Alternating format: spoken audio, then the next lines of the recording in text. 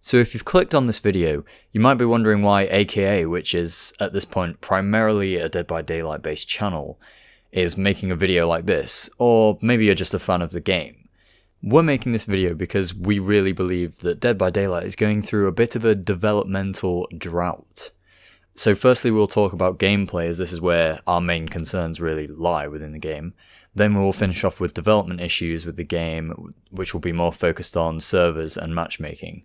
We hope you enjoy, and with that, let's jump right in. The new killers that we're getting make it seem like the developers aren't really spending as much time to give killers unique and fun powers to play with and to play against. For example, killers such as the Nurse are incredible for the game's longevity, as they provide challenges for the survivors who are against good nurses, but they also have a high skill cap, which doesn't really make her easy to just pick up and play. This is really perfect for the game. You need to spend time to practice, and every win feels like it's deserved. If we take an example such as the Clown, who is a more recent killer added to the game, we can see just by the basic stats of his movement speed, for example, which is 115%, along with his power, which reduces survivors' movement speed by 15%. So that's overall a 30% more movement speed than survivors. You can see why this is just ridiculous now. Some of the killers are just too easy to play. And if we think about this doesn't even account for Bloodlust, so there are really cheap and overpowered methods of winning as a killer. Another thing that really needs to be fixed is crutch perks for both survivors and killers. The lack of perk diversity at most rank 1 games is really all you need to know. All the killers run Barbecue and Chili, Noed, Overcharge and Ruin. And this makes the game feel really repetitive. And for survivors it's the same. Most people run Sprint, Burst, Decisive Strike, Borrowed Time and Self-Care, for example. Now obviously this isn't true throughout the game, people do customize their perks, but there are definitely perks that stand out and are almost necessary for every survivor or killer to have in order to really aid them on their journey to rank 1. This is aided as well by the repetitive nature of the game. It basically boils down to holding buttons, hitting skill checks, and getting chased for survivors, and for killers it is chasing and hooking. And most of the time when you're playing, chases only last around about 2 minutes in a 15-minute game, unless you are trying to get chased. And that being said, the chases are very fun, and they're quite satisfying to win as either a killer or a survivor, but it seems like there's just not enough of this in a game that is based around the thrill of the chase. Furthermore, the ranking system isn't very well done. Killers can easily get to rank 1 by farming, and survivors can farm with killers, but it would be harder to rank up as a survivor if the game wasn't so unbalanced. The killers can be pallet looped for the whole game, and this just creates a frustrating strategy to win most games. Also with the ranking system is the fact that there is no incentive to get to rank 1 because the only thing you're rewarded with is an achievement. A way to solve this would really to have a meaningful season. For example, give people who get rank 1 a free cosmetic item, or 500,000 blood points, or just even gift people a crate with a bunch of different stuff such as offerings or items. But only make that accessible to people who achieve rank 1. If you made specific rewards to show specific achievements in specific seasons, such as getting to rank 1 a certain season that's running in the competitive pool, then maybe people would have an incentive to really push and try hard to climb the ranking ladder. And in all honesty, I appreciate that it is difficult to remove things like boosting from the game, because how do you approach a problem like that? But it is very, very common, and we need to really think of a way to deal with this common way of exploiting what is meant to be a competitive pool. So let's get on to special events. This is an interesting topic because whilst it can revitalize the game, it also kind of seems like a grind for the average player with limited time to play. But that's okay because that's the same in every single game, really.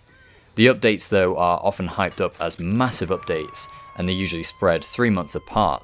In turn, that can lead to disappointment when you download the update and you're greeted with this.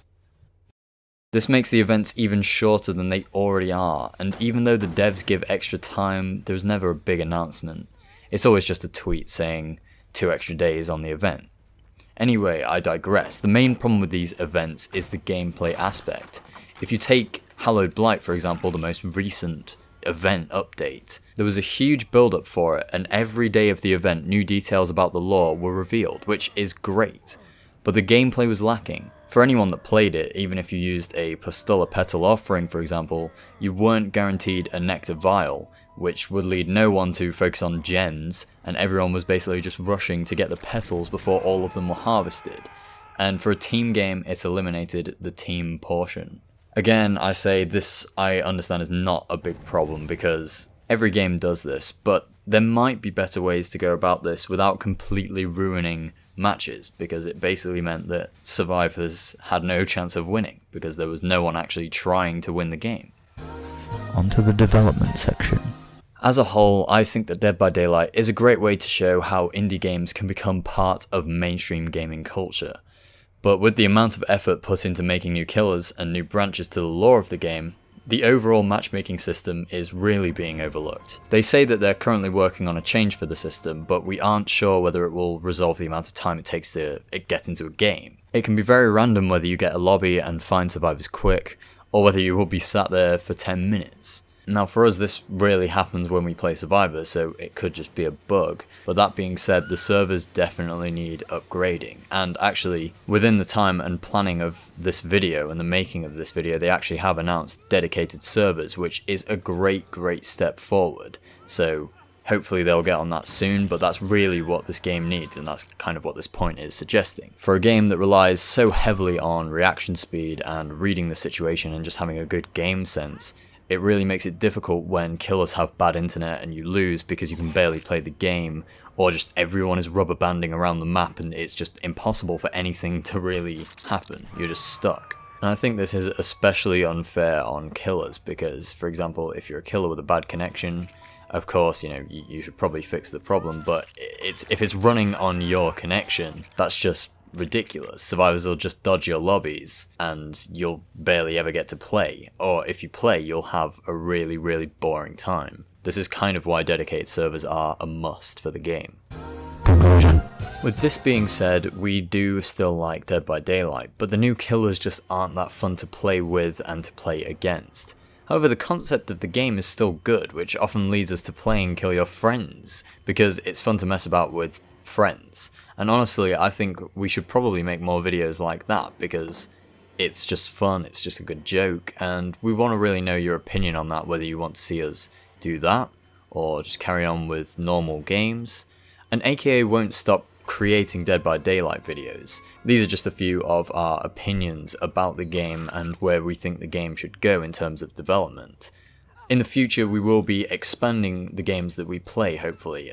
We've recently discovered this one called Murderous Pursuits. Don't know if you've heard of it. It's pretty up and coming, but it's pretty much Assassin's Creed Online in a game where you have to kill your target and avoid the killers, and everyone's kind of running around trying to work out who everyone is. We're not sponsored, by the way. We just like that game, and we've been giving it a go, and we're really enjoying it.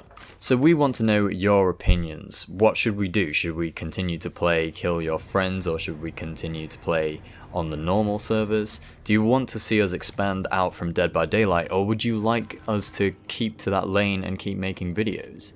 It's really up to you guys, and tell us what your opinions are on the things we've said in this video in the comments. And don't forget to like the video if you enjoyed it, and subscribe if you're new, and we will see you in videos soon to come.